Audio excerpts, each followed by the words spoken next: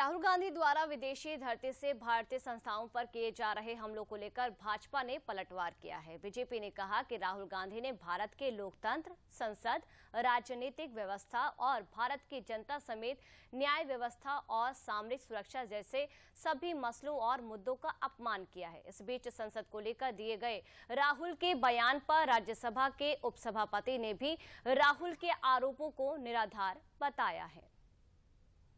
भारत जोड़ो यात्रा के बाद कांग्रेस नेता राहुल गांधी ब्रिटेन के दौरे पर पहुंचे हैं, जहां वो अपने बयानों से लगातार विवादों में हैं।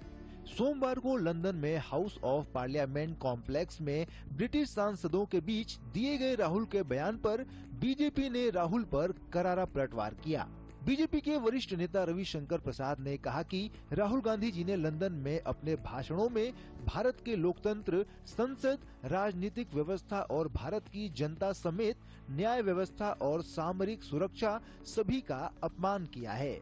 रविशंकर ने राहुल की बयान को लेकर कांग्रेस की पूर्व अध्यक्ष सोनिया गांधी से भी सवाल पूछे। सोनिया जी, अपने सुयोग्य पुत्र की इस गैर जिम्मेदाराना टिप्पणी का आप क्या समर्थन करती हैं? ये भी भाजपा आपसे जानना चाहती है। राहुल गांधी ने आज देश की जनता को शर्मसार किया है।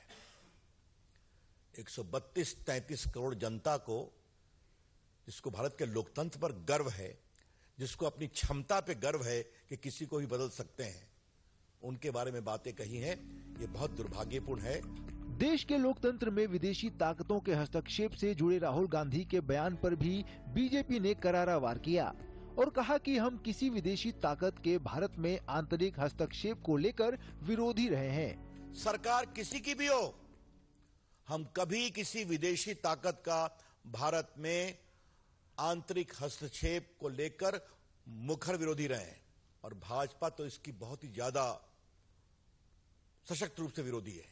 आज राहुल गांधी ने भारत का जो एक कंसेंसस रहा है कि no foreign country must intervene in India's internal affairs, उसको विदेश की धरती से शर्मसार करने की कोशिश की है। संसद में विपक्षी नेताओं के न बोलने संबंधी बयान पर भी राहुल की जोरदार आलोचना हो रही है।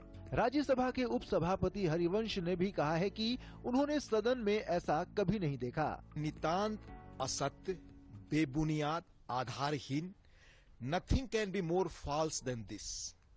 मैं पिछले 9 वर्षों से संसद में हूं और मैं अपने अनुभव से कह सकता हूं कि इस तरह की बात किसी से आज तक न सुनने को मुझे मिली, न मेरी जानकारी में। भारतीय संसद लोकतंत्र का जीवंत स्वरूप है।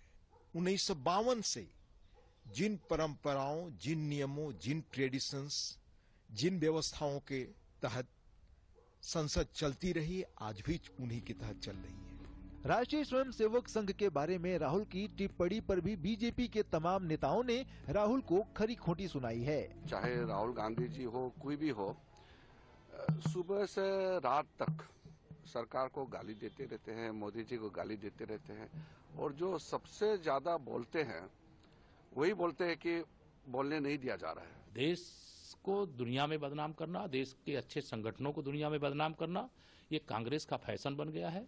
बेचैन है, सत्ता के वियोग में है, सत्ता नहीं मिल रही है कांग्रेस को, इसके कारण से उनको कुछ समझ में नहीं आ रहा, उनका मानसिक संतुलन सबका बिगड़ा हुआ। चीन के बारे में राहुल की टिप्पणी भी बीजेपी को नागवार गुजरी है। बीजेपी ने कहा है कि राहुल गांधी चीन को सद्भावना का सर्टिफिकेट दे रहे हैं।